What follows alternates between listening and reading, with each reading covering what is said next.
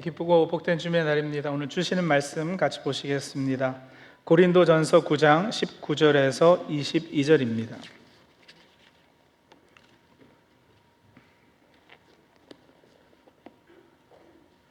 고린도전서 9장 19절에서 22절, 몇 절 되지 않는데 우리 한 목소리로 읽겠습니다. 나는 어느 누구에게도 얽매이지 않은 자유로운 몸이지만 많은 사람을 얻으려고 스스로 모든 사람의 종이 되었습니다. 유대 사람들에게는 유대 사람을 얻으려고 유대 사람같이 되었습니다. 율법 아래 있는 사람들에게는 내가 율법 아래 있지 않으면서도 율법 아래 있는 사람을 얻으려고 율법 아래 있는 사람같이 되었습니다. 율법이 없이 사는 사람들에게는 내가 하나님의 율법이 없이 사는 사람이 아니라 그리스도의 율법 안에서 사는 사람이지만 율법 없이 사는 사람들을 얻으려고 율법 없이 사는 사람같이 되었습니다.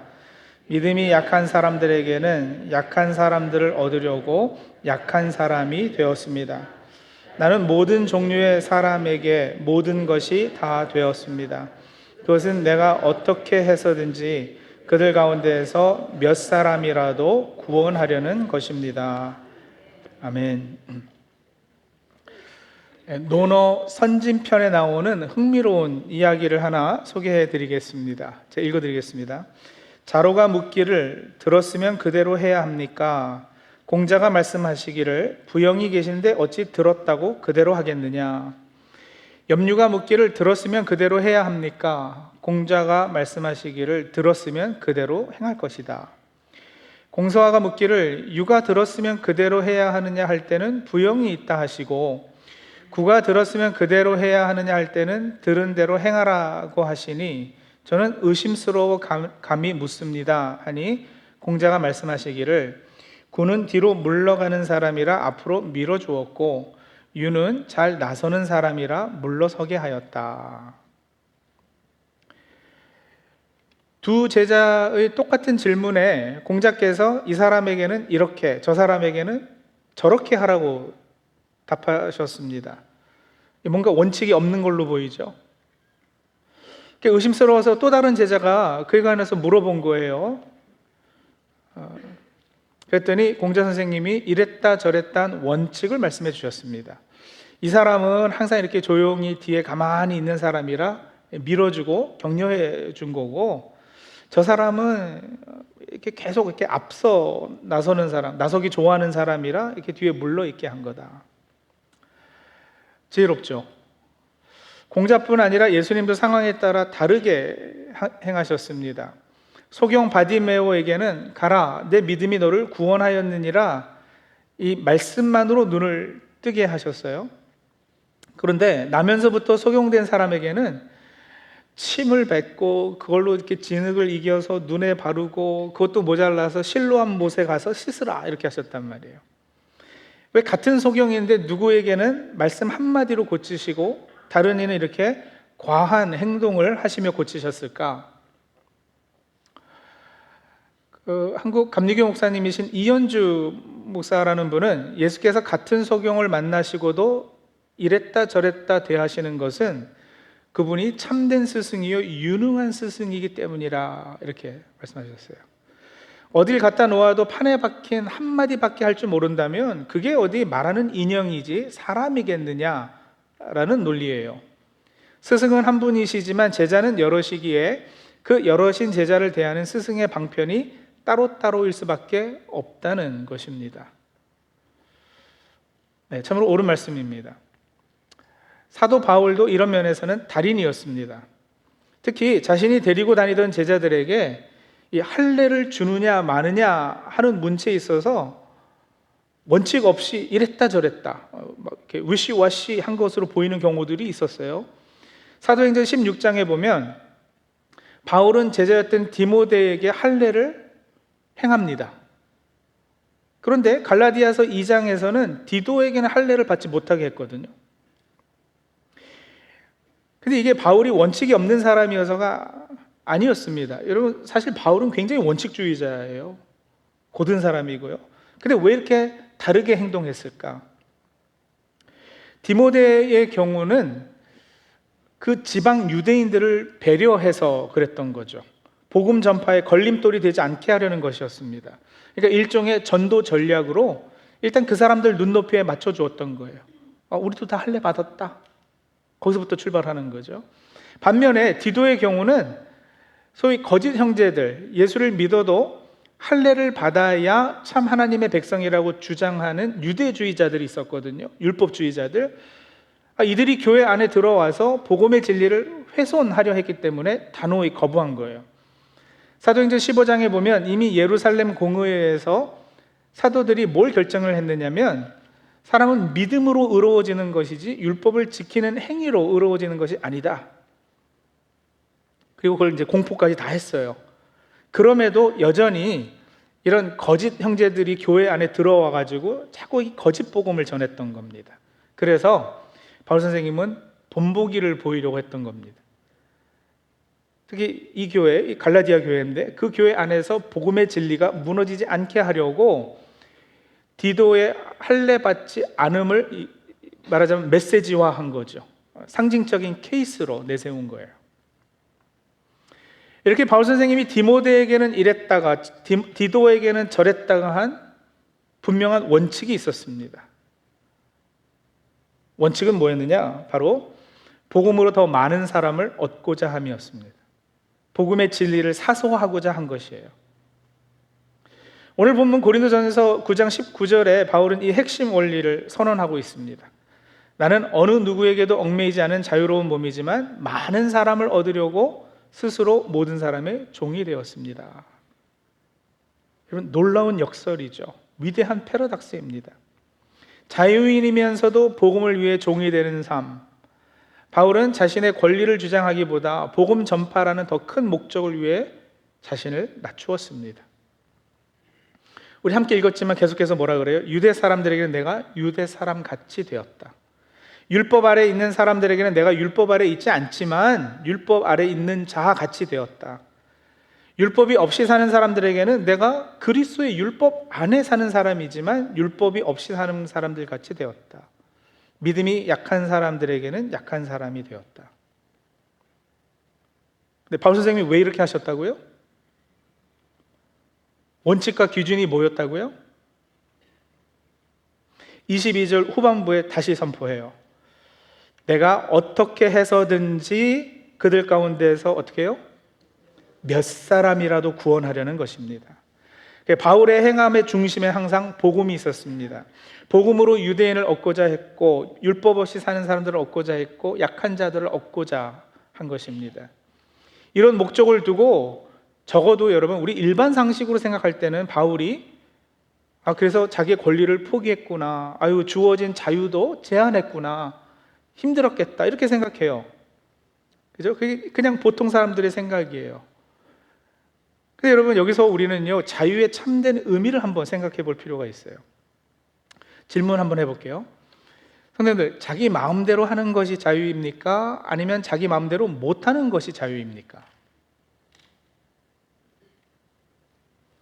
이 둘 중에는 자기 마음대로 하는 것이 자유 같죠, 그죠? 네. 자, 또 질문이요. 그러면 자기 마음대로 하는 것이 자유입니까? 아니면 자기 마음대로 하지 않는 것이 진정한 자유입니까? 이 두 질문의 차이를 아시겠나요? 못하는 것하고 안 하는 것하고. 자기 마음대로 못하는 것은 그건 분명 자유가 아닐 거예요. 그러니까 생각해 볼 여지도 없어요. 그래서 그건 빼고 많은 사람들이 우리는 그냥 내 마음대로 하는 것, 하고 싶은 대로 다 하는 것이 자유라고 당연히 생각하는데, 근데 여러분 사실 자기 마음대로 할 수 있음에도, 하고 싶은 대로 다 할 수 있음에도 어떤 더 큰 동기와 목적을 위해서 스스로 절제하고 하지 않는 것이 더 크고 넓은 자유 아닐까요? 자기 본능과 욕심과 어떤 육체적 욕구를 따라 하고픈 대로 하는 거, 그게 참 자유일 수는 없습니다. 먹고 싶은 대로 먹고 자고 싶은 대로 자고 하고 싶은 대로 다 하는, 그거는 동물적 수준의 삶이지 자유인의 삶이 아닙니다. 그것이 참 자유가 아닌 것은 그렇게 살다가는 결국엔 더 큰 속박과 묶임에 놓일 수밖에 없기 때문에 그래요. 여러분, 우리 인간은 불완전하고 약한 존재입니다. 따라서 우리의 생각과 뜻대로만 살다 보면, 내가 하고픈 대로만 하다 보면 오히려 더 혼란스럽고 길을 잃기 쉬워요. 진짜 자유는 우리보다 훨씬 크고 완전한 존재인 하나님과 그분의 계획 안에서 우리의 존재 가치와 사명을 찾아 살아갈 때 비로소 얻을 수 있는 거예요. 즉, 참 자유는 우리가 하나님 안에 거할 때만 가능합니다. 참 자유는 우리가 하나님의 사랑 안에서 살고 움직일 때만 가능한 것입니다. 사랑 안에 거함이 참 자유입니다. 그리고 사랑하면 여러분, 속박당함이 기쁨이 되는 거예요. 아버지가 가족을 위해 아침 일찍 일어나 하루 종일 수고하는 것은 기쁨입니다. 어머니가 자식들을 위해서 자신의 안락함을 포기하는 것은 손해가 아니라 특권입니다. 어머님은 짜장면이 싫다고 하셨어. 하시는 것은 거짓이 아니라 사랑입니다. 어머니는 이 사랑에 근거해서 짜장면 혹은 그 배고픔에 매이지 않은 자유로운 선택을 하신 거예요.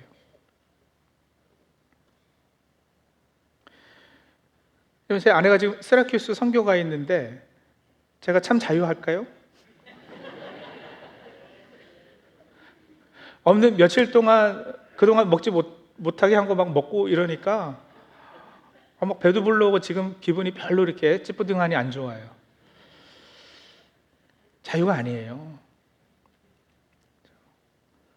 더 확실한 울타리 안에 있을 때가 참 자유예요.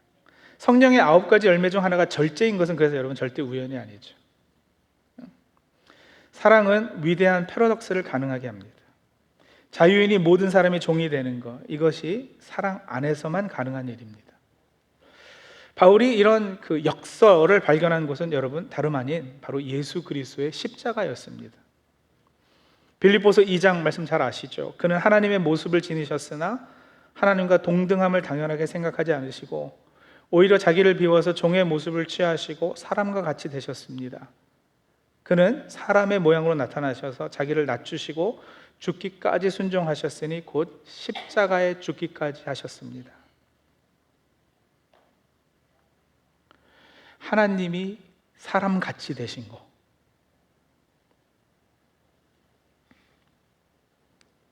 절대 전능자가 만물의 창조자이신 하나님께서 육신을 입고 사람이 되신 거, 이거보다 더 큰 패러독스가 있을까요? 왕 중의 왕께서 종의 모습으로 오셔서 십자가에 달려 죽으심보다 더 큰 역설이 세상에 있을까요? 예수님은 사역하시면서 유대인에게는 유대인의 언어로, 이방인에게는 이방인의 언어로 복음을 전하셨습니다. 예를 들어서 바리새인에게는 율법의 언어로 말씀하셨고요, 알아들을 수 있게. 사마리아 여인에게는 그녀의 삶의 이야기를 들어주시면서 복음을 전해주셨어요. 예수님께서 하늘을 버리시고 이 땅에 오셔서 전한 하나님의 사랑, 그 선교 방식, 전도 방식, 더 나아가는 그분의 삶 전체에서 그래서 이 위대한 패러독스가 발견이 되는 거예요. 이것이 바울이 본받은 모델이고, 기독교는 여러분 그렇게 패러독스의 종교예요. 기독교가 주장하는 모든 진리들을 한번 따져보세요. 예수님께서 가르쳐 주셨던 진리들 어떤 것들이에요? 죽어야 어떻게 해요? 산다. 낮은 자가 높아진다. 섬겨야 으뜸이 되죠.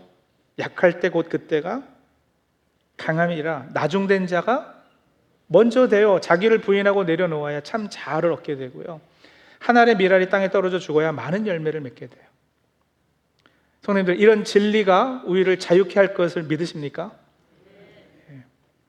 그 누구보다도 원칙주의자였던 바울이 모든 사람을 대하며 그 정도로 유연할 수 있었던 이유, 유대인에게는 유대인같이, 율법 없는 자에게는 율법 없는 자같이, 자기 중심주의를 포기하고 자기 입장만 고집하지 않고 다른 사람보다 더 낮은 자리에 서는, 여러분 누구보다 이렇게 낮은 자리에 서는 것, 그게 언더스탠드 아니겠어요? 그렇죠? 아래에 서는 언더스탠드. 그런 성숙함을 가지게 되는 것, 유대인, 율법주의자, 남자, 인종, 성별, 계급의 담장을 넘어서 참 자유를 누리고 그 원칙을 중심으로 이랬다 저랬다 할 수 있는 그런 삶을 살 수 있었던 것은 바로 십자가 때문이었습니다. 그리고 그 십자가에서 확증해 주신 역설적인 사랑은 오늘 저와 여러분에게도 놀라운 도전을 줍니다. 사랑하는 성도 여러분, 우리는 불완전하고 연약한 존재입니다. 말씀드린 바와 같이. 하지만 우리가 섬기는 하나님은 완전하시고 전지전능하시고 존재 자체가 사랑이시고 선이신 분이세요. 이 놀라운 하나님을 믿고 그분의 뜻을 따라 살기에 우리는 이 땅에서 참된 자유인으로 살 수 있습니다. 참으로 자유한 사람은 자신의 권리를 주장하고 자기 고집만 내세우고 그런 사람이 아니에요.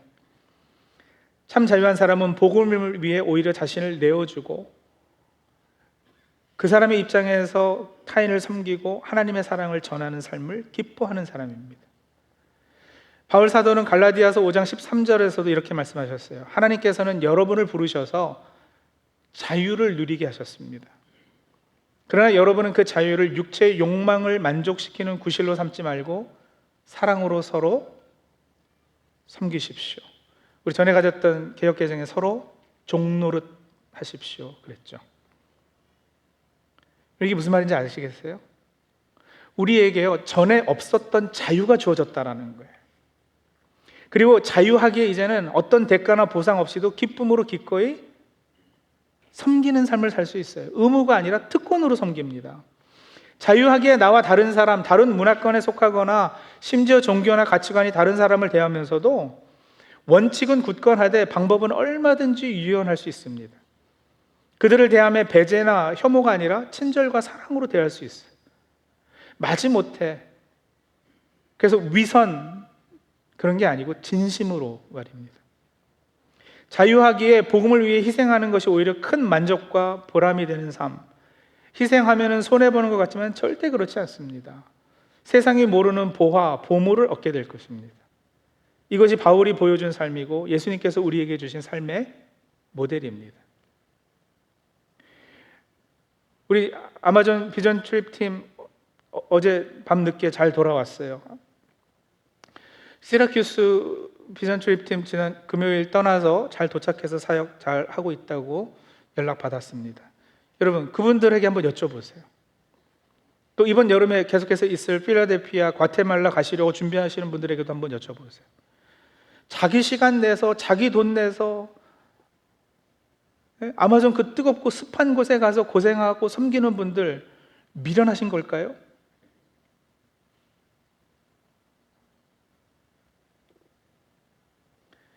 이왕 더운 데 가려면 해변가 좋은 데로 가지. 이제 왜 가서 그 고생을 해요? 그리고 한 번 가셨던 분이 다음에 또 가는 비율이 높지 않습니까? 왜 그럴까 한번 생각해 보신 적 있으셔요? 왜냐하면 여러분, 세상에서 즐기고 얻는 기쁨과 비교되지 않는 또 다른 차원의 기쁨을 맛보기 때문에 그래요. 세상에서 주는 쾌락, 기쁨은요 잠시예요. 그리고 그것을 느끼고 나서는 더 큰 것을 원하기 때문에 오히려 더 허해져요. 그리고 채워지지가 않아요. 하지만 여러분, 이런 참 자유의 삶을 살면요, 우리 영혼 깊숙한 곳에서 얻어지는 영원한 만족과 보람을 누리게 돼요. 이런 자유인의 복을 우리 찬양교회 모든 성도님이 누리시기를 진심으로 바랍니다. 그러기 위해서 좀 구체적인 제안을 할게요. 적용할 수 있는 부분들.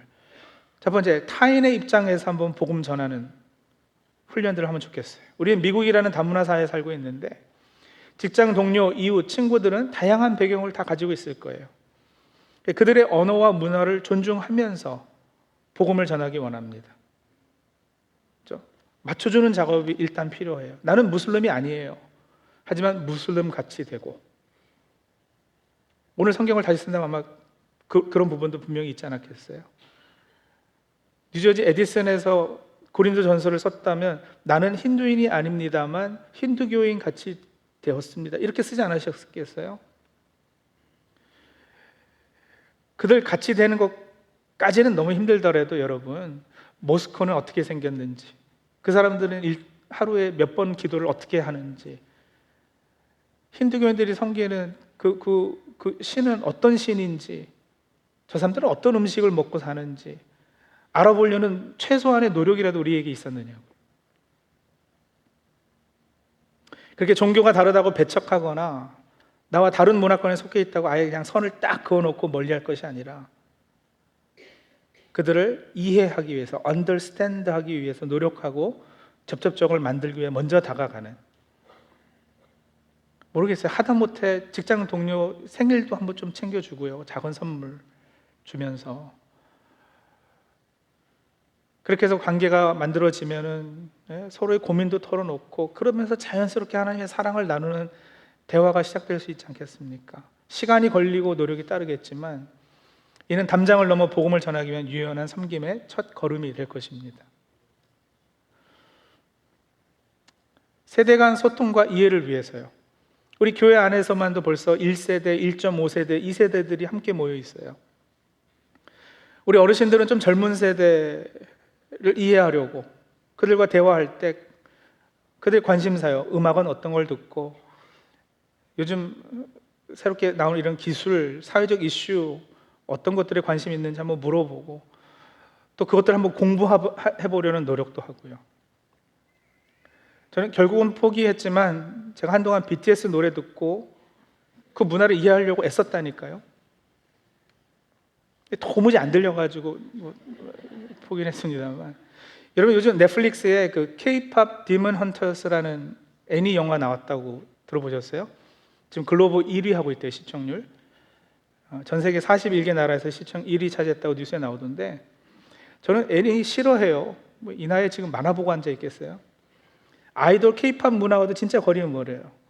그래서 정말 끌리지는 않는데 그래도 한번 이번 주간에 시간 내서 한번 보려고 그래요. 아직도 감사하게 여러분 코스타나 청년 수련회 이렇게 강사로 제가 불러주시거든요. 아무쪼록 청년 몇 사람이라도 구원하기 위해서 그들과 같이 돼야 되지 않겠어요? 그런 노력들 말이에요. 부모 세대는 그렇게 자녀의 새로운 관점을 존중하고 젊은이들은 부모 세대의 희생을 되새기고 서로를 섬기는 마음 가져보기를 원합니다. 이런 유연성은 복음이 세대를 이어 전해지게 할 것입니다. 교회 공동체 내 섬김이요. 교회 내에서도 내 권리나 편의보다 공동체의 유익을 먼저 생각할 수 있으면 좋겠습니다. 내가 좋아하는 찬양만 고집하고 요구하는 것이 아니라요. 여러분, 음악은 철저하게 세대를 나누잖아요. 그렇죠? 저희 교회만 해도 이른 비 때는 찬송가 많이 부르고요. 늦은 비 때는 요즘 나오는 찬양들 많이 불러요. 근데 여러분, 요즘 나오는 찬양 중에 정말 시편을 배경으로 얼마나 그 영감 어린 귀한 찬양들이 많은 줄 아세요? 우리 어르신들도 배워보고 그 찬양이 이렇게 흥얼거려지면 큰 은혜가 있을 줄로 압니다. 또 우리 젊은 세대는요, 여러분, 우리 이 찬송가, 성경책 뒤에 있는 찬송가, 이 전통적으로 얼마나 깊은 영성에서 나온 찬양들이에요. 이걸 모르는 게 너무 안타까워요. 그죠? 요즘 세대가. 그러니까 요즘 젊은 세대는 찬송가를 배우려는 노력도 좀 하면 좋겠고요. 어떤 모임을 할 때 내가 편한 시간만 고집할 것이 아니라 약간이라도 서로 배려하고 희생하고 그래서 함께 모일 수 있는 방향을 택하는 거, 그 손해가 아니라 축복입니다. 왜냐하면 우리는 하나님의 가족이고 서로를 섬기는 것이 하나님의 뜻이기 때문이죠. 여러분 잠깐 쉬겠지만 사랑방 모임 할 때 여러분 앞으로 가능한 경우에 먼저 자기 집 한번 좀 오픈하시고요. 음식 준비하고 오늘은 내가 아이들 돌보겠다고 자원하고 이런 일들이 하나님께 드리는 예배가 될 것입니다. 이런 섬김을 통해 우리는 참된 자유의 기쁨을 또한 경험할 것이고요. 우리 성도님들 일상에서도 절제와 헌신으로 하나님의 뜻을 따르길 원합니다. 바울 선생님은 상을 받기 위해 절제함에 달렸다 그랬어요. 나는 내 몸을 쳐서 굴복시킨다 이렇게 표현했잖아요. 우리도요, 하루에 잠깐이라도 시간 내서 말씀 묵상하는 시간들을 가지시기 바랍니다. 그러지 않으면 여러분 우리는 전화기에 묶여있는 사람들이 되고 말아요. 잠시라도 떨어져 있어요? 거의 없잖아요. 내려놓고 그거 들여다보는 시간 좀 절제하고 그때 잠깐이나마 하나님과 대화하고 영적 훈련하는 저희 모두가 되기를 소원합니다. 성령님의 인도 따라 세상적 욕심이나 자기중심적 삶을 내려놓고 하나님 나라를 위해 헌신하고 훈련하는 시간, 우리에게는 절대적으로 필요하거든요. 그런 훈련과 절제가 우리 하나님의 뜻을 따라 참 자유로운 신앙으로 살게 할 것입니다. 성도님들, 다른 이의 눈높이에 나를 맞추고 먼저 희생하고 섬기는 삶 결코 쉽지 않을 겁니다. 하지만 가능합니다. 성령 받은 우리에게 가능합니다. 옛사람은 할 수 없었던 일이지만 예수 그리스도 안에서 새로운 피조물 된 우리에게 이제는 할 수 있습니다. 그리고 그 길 끝에는 하나님께서 준비하신 영광스러운 상이 있습니다. 바울이 복음을 위해 달렸듯이 우리도 예수의 사랑을 품고 이웃을 섬기며 달려가시죠. 우리의 불완전함을 아시는 하나님께서 우리를 붙들어 주실 겁니다. 그분은 완전하시고 전지전능하시고 사랑이십니다. 이 하나님을 믿기에 우리는 두려움 없이 복음을 전하며 자유로운 삶을 살 수 있습니다. 오늘 이 자리에서 복음을 위해 유연하고 희생하며 섬기는 삶을 기뻐하는 참 자유인이 되겠다고 다짐하시는 저와 우리 사랑하는 성도님들 다 되시기를 바랍니다. 기도하겠습니다. 우리 이렇게 기도하실까요? 참 자유인의 삶을 살게 도와주시옵소서. 네, 그렇게 해요. 완전하신 하나님의 사랑과 능력을 신뢰하고, 그래서 내 권리는 때론 내려놓고 포기하고 복음을 위해 자신을 낮추며 이웃을 섬기는 선택적 불편을 기쁨으로 살아내게 하옵소서. 네, 우리 그렇게 한번 같이 기도하시겠습니다.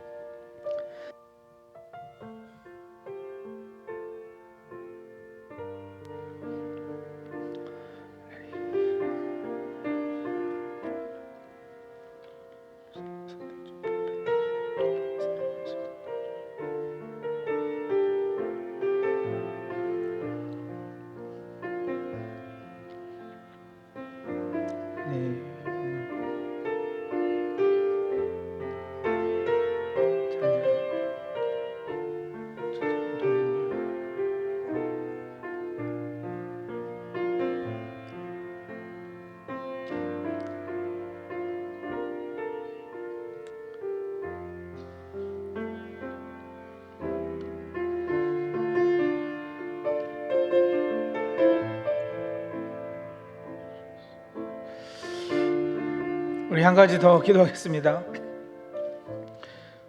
우리 성도님들 마지막으로 전도하셨던 게 언제세요?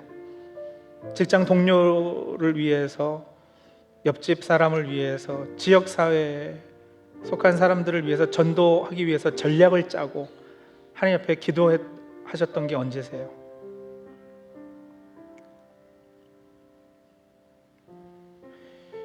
우리 먼저 복음받은 사람들로서 너무 전도하지 않고 살고 있지는 않습니까?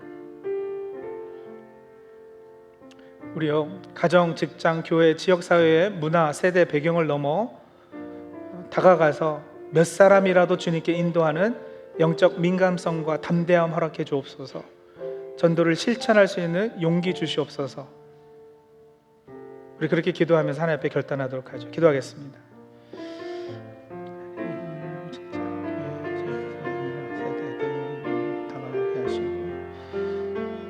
몇 사람이라도 주님께 인도하는 정말 감사를 도와주시옵소서. 담대함을 허락해 주시옵소서.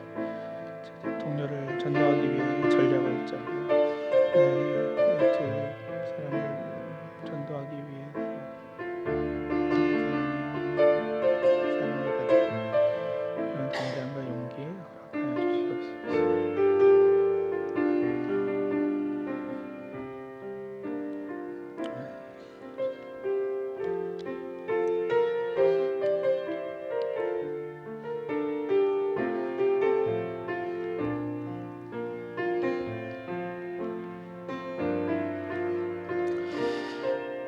하나님 아버지, 오늘도 우리를 진리로 자유케 하시고 그 자유로 다시 종되기를 기뻐하는 복음의 역설을 가르쳐 주심에 감사합니다.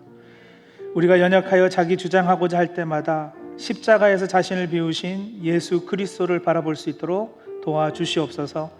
성령이 우리 마음에 사랑의 동기를 부어주셔서 선택적 불편을 기쁨으로 받아들이고 가정과 일상에서는 이해와 배려로 일터에서는 정직과 섬김으로, 교회와 지역사에서는 복음의 다리로 살아가게 하시옵소서. 우리가 섬길 때마다 주님의 인격이 드러나고, 우리가 희생할 때마다 하늘의 기쁨을 경험하게 하시며, 우리 교회를 통해 아무쪼록 몇 사람이라도 더 주님께 돌아오는 귀한 은혜 허락하여 주시옵소서. 예수 그리스도의 이름으로 기도합니다. 아멘.